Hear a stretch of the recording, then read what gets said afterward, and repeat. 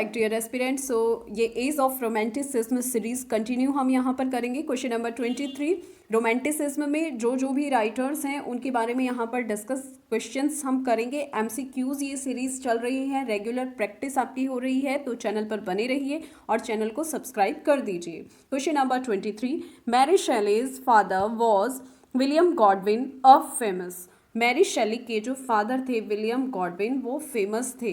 क्या थे वो? Physician, spiritual leader, poet and satirist या फिलोसोफर। तो इनमें से वो क्या थे? विलियम गॉडविन इसका राइट आंसर हो जाता है। वो एक फिलोसोफर थे, यानी कि एक फेमस दार्शनिक थे। ठीक है, उन्होंने अपनी राइटिंग से जो वहाँ पर रोमांटिक मूवमेंट चल रहा था, इंग्लिश रोमांटिक मूवमेंट, उसकी भविष्यवाणी की थी। ठीक है, यानी कि उसको उन्होंने अपने लेखों में लिखा था और उनका जो जन्म वो 3 मार्च 1756 में वेस्टविच में हुआ था, कैम्ब्रिज शायर में, जो कि आइल ऑफ एले में पड़ता है इंग्लैंड में। ओके, तो जो उनके पोइटिकल वर्क्स की अगर हम यहाँ बात करें तो उनके पोइटिकल वर्क्स में ये भी पूछा जा सकता है पीजीटी के एस्पिरेंट्स जो हैं स्पेशली, और अदर स्टेट के जो एस्पिरेंट हैं टीजीटी पीजीटी, उनसे कि ये जो पोइटिकल वर्क्स है ये किसका है। तो आप इनको अच्छे से रीड करेंगे। द एनक्वायरर 1797 में आया था, जो कि कलेक्शन ऑफ एसेज था।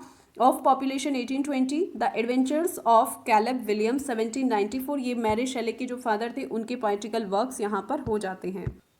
Next question, who called शेले a beautiful and ineffectual angel beating in the void his luminous wings in when. यानी कि शेली को यहाँ पर किसने बुलाया था कि एक ब्यूटीफुल एंड इनफेक्चुअल, यानी कि अप्रभावी देवदूत, और व्यर्थ में ही अपने जो उसके ब्राइट विंग्स हैं उनको फड़फड़ा रहा है। ऐसा शेले के बारे में किसने बोला था? वॉल्टर पेटर, मैथ्यू अर्नोल्ड, AC स्विनबर्न या TS इलियट। ये जो उनके बारे में बोला था, ये पीसीटी 2011 में पूछा गया क्वेश्चन है प्रीवियस, और इसका आंसर हो जाता है मैथ्यू अर्नोल्ड ने शेले के बारे में ये स्टेटमेंट दिया था। ठीक है, ये जो अबव मेंशन कोटेशन है, यानी कि एक सुंदर और अप्रभावी देवदूत व्यर्थ में अपने ब्राइट जो उसके पंख हैं वो व्यर्थ में ही फड़फड़ा रहा है, मैथ्यू अर्नोल्ड ने पर्सी बेशी शेली के लिए कहा था। और इनका जन्म किसका?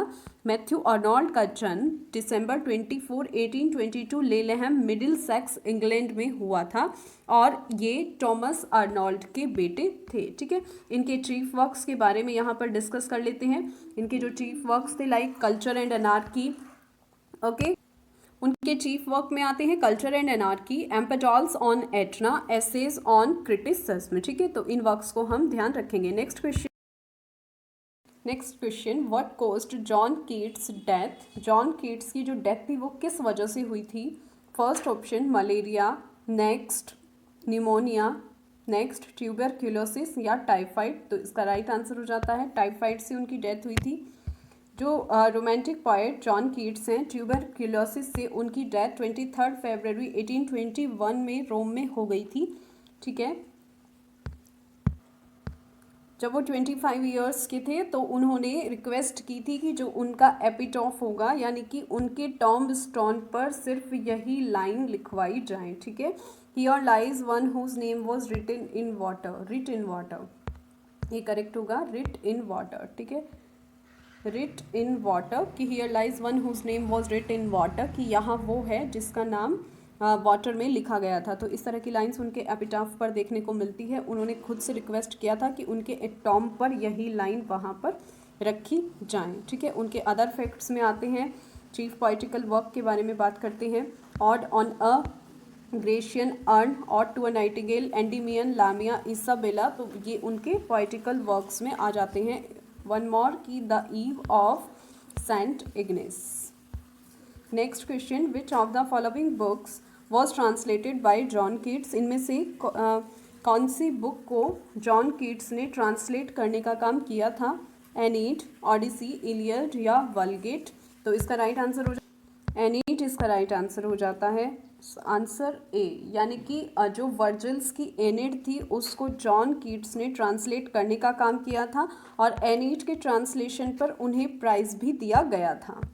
Next question, for which profession John Keats had licence but never practised it. ठीक है, यानी कि कौन सा ऐसा प्रोफेशन था जिसमें जो जॉन कीट्स हैं उन्हें लाइसेंस मिला था, लेकिन उन्होंने कभी भी इसकी प्रैक्टिस नहीं की थी, but never practice it. Pharmacist, architect, engineer या लॉयर?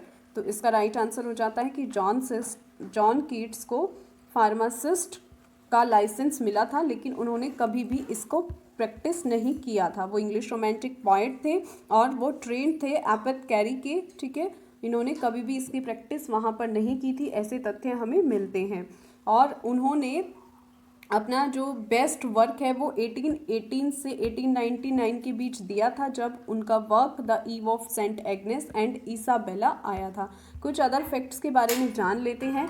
जो जॉन कीट्स थे उनका जन्म 31 अक्टूबर 1795 को लंदन इंग्लैंड में हुआ था और उन्हें लाइसेंस प्राप्त था किसका? एपोथेकेरी यानी कि फार्मासिस्ट का 1816 में, और उनकी जो डेथ हुई थी वो ट्यूबरक्यूलोसिस से हुई थी। Next question, In which poem does Wordsworth write, "Come forth in the light of things, let nature be your teacher"? Wordsworth ऐसा किस पोएम में अपने लिखते हैं कि जो थिंग्स हैं वो रोशनी में आए, लाइट में आए और नेचर को अपना टीचर बनने दें? The tables turned, the world is too much with us, I wander lonely as a cloud, the solitary reaper?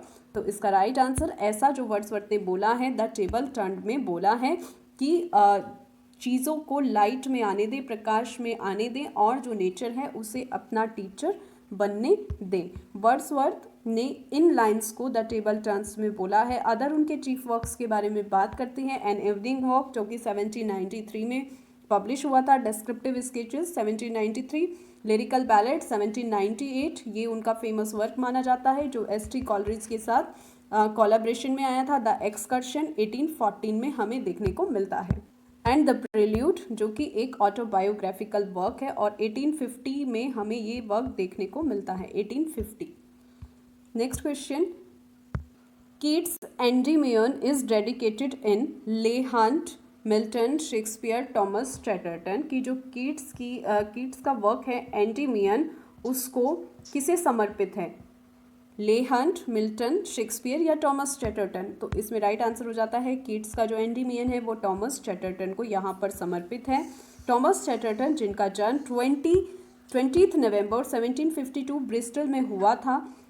First non poem, उनकी जो पहली जानी मानी पोएम थी वो मिल्टनिक पीस था, ऑन द लास्ट एपिफेनी। ये ऑन द लास्ट एपिफेनी ये मिल्टनिक पीस उनका माना जाता है और एंडीमियन में 4 बुक्स उन्होंने कंसिस्ट की थी। Next question, for a handful of silver he left us, this line of Browning has a reference to? ये इजी हो जाता है कि ये बहुत बार हम डिस्कस भी कर चुके हैं प्रीवियस वीडियोज़ में कि हैंडफुल ऑफ सिल्वर के लिए उन्होंने हमें छोड़ दिया, मुट्ठी भर चांदी के लिए उसने हमें छोड़ दिया। तो ये जो ब्राउनिंग की लाइन्स है ये उन्होंने किसे रेफरेंस की हैं?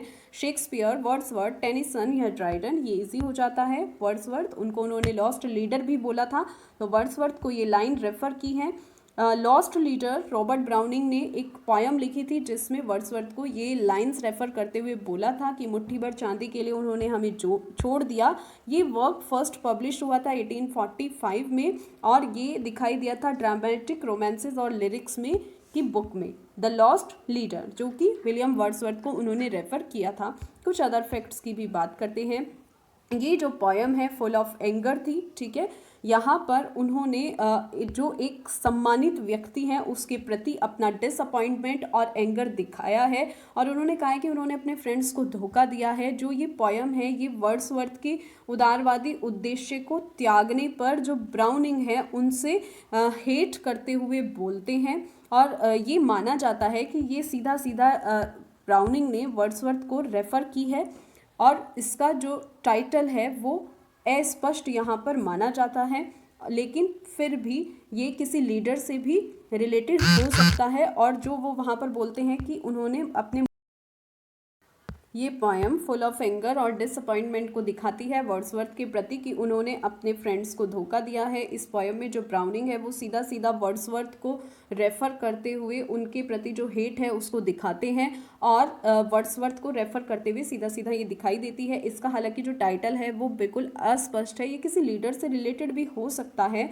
लेकिन यहाँ पर वो कहते हैं कि उन्होंने जो उनका मेन मुद्दा था उसे छोड़ते हुए वो आगे बढ़ गए। ठीक है, उन्होंने मुट्ठी भर चांदी के लिए हमें छोड़ दिया। Next question, during his visit to France Wordsworth fell in love with a girl named. TGT 2009 में पुटअप किया गया क्वेश्चन है कि फ्रांस की यात्रा के दौरान वर्ड्सवर्थ को एक लड़की से लव हो जाता है और वो उसके प्यार में गिर जाते हैं। तो मीन्स ये कौन थी लड़की? कैथरीन, मैरी हचिंसन, एनेटी वॉलन और साइमन ली। तो इसका राइट आंसर हो जाता है एनेटी वॉलन। वर्ड्सवर्थ ने बैचलर डिग्री कैम्ब्रिज यूनिवर्सिटी से ली थी। नवंबर 1791 में उन्होंने फ्रांस ट्रैवल किया था रिपब्लिक मूवमेंट से प्रभावित होकर, और वहीं पर उन्हें एक फ्रांसीसी फ्रेंच विमेन एनेटे वैलन से लव हो जाता है और उसी से ही उनको एक डॉटर भी हुई थी जिसका नाम था कैरोलिन। ठीक है, next question, every great poet is a teacher are the words of Shelley, Byron, Keats या वर्ड्सवर्थ। की हर ग्रेट टीचर, हर एक पोएट एक ग्रेट टीचर है। ये वर्ड्स किसके थे? शेली, बायरन, कीट्स या वर्ड्सवर्थ। तो ये जो वर्ड्स हैं ये वर्ड्सवर्थ ने बोले हैं। Every great poet is a teacher. Wordsworth ने इन लाइंस को बोला है जो कि ग्रेटेस्ट पोएट माने जाते हैं अपनी ही एरा के। कुछ अदर फैक्ट्स हैं उनके बारे में, लाइक जो वर्ड्सवर्थ थे उनका जो अवधारणा था, उनकी जो अवधारणा थी, तो वो खुद को भी वहाँ पर एक तरह से ग्रेट टीचर बुलाते हैं। और पोइट्री के प्रीफेस में अगर बात करें तो द मोस्ट फिलोसफिकल उनको माना जाता है ऑफ ऑल राइटिंग्स, यानी कि जितने भी राइटर्स थे उनको सबसे ज़्यादा वहाँ पर बेस्ट माना जाता है। The breath and finer of all knowledge, इस तरह की लाइन्स भी उन्होंने वहाँ पर बोली हैं। Next question, select from the following the name of the author on whose grave the words he chose himself are carved. ये इजी क्वेश्चन हो जाता है कि यहाँ पर आपको उस राइटर का नाम सेलेक्ट करना है जिसने अपनी ग्रेव के लिए खुद से शब्द चुने थे। उन्होंने कहा था कि यही शब्द मेरी कब्र पर लिखना। Here is one whose name is writ in water. तो ये किसका हो जाता है? ये अभी हमने रिसेंटली रीड किया है, कीट्स, मिल्टन, बायरन्स या स्विनबर्न। तो इसका आंसर हो जाता है कीट्स। कीट्स ने अपनी ग्रेव पर लिखने के लिए खुद से वर्ड्स चूज किए थे और यहाँ वह है जिसका नाम पानी में लिखा था। इस तरह के वो वर्ड्स थे और उनको इंग्लिश रोमांटिक पोएट माना जाता है और उन्हें पोएट ऑफ ब्यूटी भी कंसीडर किया जाता है। कुछ अदर फैक्ट्स कीट्स के बारे में कि जो कीट्स थे उन्होंने ट्रैवल किया था और वहीं उनकी डेथ हो गई थी। कीट्स की स्पेलिंग यहाँ पर KEATS। Keats travel to root. Keats ने जो ट्रैवल किया था फरवरी 1821 में, वो सिर्फ 25 ईयर्स ओल्ड थे जहाँ पर उनकी डेथ हो गई थी। उन्होंने अपने फ्रेंड से कहा था कि वो नहीं चाहते कि उनकी जो कब्र है उस पर कुछ और लिखा हो, सिर्फ यही नाम आपको उन पर लिखने हैं। और कीट्स यहाँ पर अपने वर्क के लिए बहुत ज़्यादा फेमस थे, उन्हें अपने काम के लिए जाना जाता था और वो जो राइटिंग करना चाहते थे या जो भी वो वर्क लिखना चाहते थे उसमें वे सक्सीड भी हुए। ठीक है, next question, who has said it. ये लाइन्स किसकी हैं? One impulse from a vernal word may teach you more of man of moral evil and of good than all the sages can. कि one impulse from a vernal word, कि जो वर्नल would है यानी कि वनस्पति वाली जो वुड है, एक आवेग में आकर जितने भी जो सेज हैं यानी कि संत हैं और उनसे ज़्यादा जो मनुष्य हैं उनमें जो नैतिक बुराई और अच्छाई है उसके बारे में सब कुछ सिखा सकता है। ये लाइंस किसकी हैं?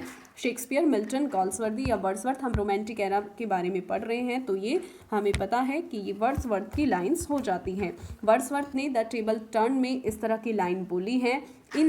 इन लाइंस का मीनिंग जो सेज हैं यानी कि जो संत वगैरह हैं वो बैठते हैं और विचार करते हैं और लाइफ के बारे में जो वाइज थिंग्स हैं उनके बारे में वो बात करते हैं। यहाँ पर एक व्यक्ति जो अपने आवेग में काम करता है, जो एक्ट करता है और उसमें वो उसका युद्ध शुरू हो जाता है और फिर वो दयालुता के काम करता है, ऐसे लोगों को सेज बताया गया है यानी कि संत बताया गया है। और जो संत हैं जब वो अपनी लाइफ के ग्रेट वर्क कर रहे होते हैं या वो ग्रेट थॉट रखते हैं तो जो रियल लाइफ है वो उसी में ही रहते हैं और उसी से ही सब कुछ सीखते हैं। Next question, name the poem from which the following words have been quoted. The gods approve the depth and not to tumult of the soul. ये लाइंस कहाँ से ली गई हैं? अगर आपने वर्ड्सवर्थ के सारे वर्क्स रीड किए हैं अच्छे से तो आपको पता होगा ये वर्ड्सवर्थ की लाइंस हैं और उन्होंने ये ली हैं। The world is to much with us, the table turn और टू ड्यूटी, लाउटेमिया। ये लाउटेमिया की लाइंस हैं जो उनका फेमस नैरेटिव वर्क है।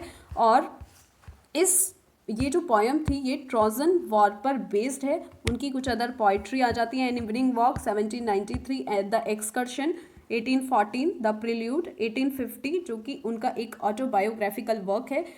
द रिक्ल्यूज 1888 में जो कि हमें देखने को मिलता है। When was Lamb born? Question. Options are 1775, 1744, 1834, 1829। तो कब लैम्ब का जन्म हुआ था? क्योंकि ये रोमांटिक जो एज थी उसके पोएट थे, तो इनका जन्म 1775 में हुआ था। माना जाता है कि 10 फरवरी 1775 को लंदन में इनका जन्म हुआ था। ये ऑथर, क्रिटिक एंड पोएट जो चार्ल्स लैम्बवन सेरू थे, चार्ल्स लैम्बवन सेरू इनका पूरा नाम हो जाता है, इसीलिए इन्हें चार्ल्स लैम्ब के नाम से भी जाना जाता था। और इनके जो ऐसे थे ये फेमस थे। इन्होंने एलिया नाम से अपने ऐसे लिखे थे, यानी कि जो पेन नेम यूज़ करते थे तो इन्होंने एसेज ऑफ एलिया नाम से अपने ऐसे लिखे थे। ठीक है, 1823 में इनके ऐसे हमें देखने को मिलते हैं। लास्ट ऐसे 1833 में देखने को मिलता है, ऐसे ऑफ एलिया। ये a vision of repentance, blindness, beauty and the beast, ये इनके फेमस वर्क हो जाते हैं। Next question, which pseudonym was adopted by Lamb for his essays. ऐसे भी आपसे ये क्वेश्चन पुटअप किया जा सकता है कि क्या सिडोनिम लैम्ब ने अपने एसेज के लिए चूज़ किया था? तो इसका आंसर आप जानते हैं, एलिया उन्होंने चूज़ किया था। ठीक है, चार्ल्स लैम्ब को उनके great work Tales from Shakespeare के लिए भी जाना जाता है, जिसे उन्होंने अपनी सिस्टर मैरी लैम्ब के साथ मिलकर। विलियम वर्ड्सवर्थ का जन्म 7 अप्रैल 1770 को कोकरमाउथ, कम्बरलैंड, इंग्लैंड में हुआ था। विलियम वर्ड्सवर्थ लिटरेरी मूवमेंट के अर्ली लीडर माने जाते हैं जो कि नेचर को सेलिब्रेट करते थे, इसीलिए उन्हें रोमांटिसिज्म के नाम से भी जाना जाता था। Next question, Wordsworth lived for 50 years among the. Wordsworth 50 years तक जीवित रहे, लेकिन कहाँ पर? क्वेश्चन ये है कि वो कहाँ रहे। So Cumberland house, Cumberland dalesmen, Elfman villagers, Hawkshead countryman या फ्रेंच रिवॉल्यूशनिस्ट। तो वो इसका राइट आंसर हो जाता है कम्बरलैंड डेल्समैन में वो रहे। ठीक है, उनका जन्म आपको पता है 7 अप्रैल 1770 को कम्बरलैंड, इंग्लैंड में हुआ था।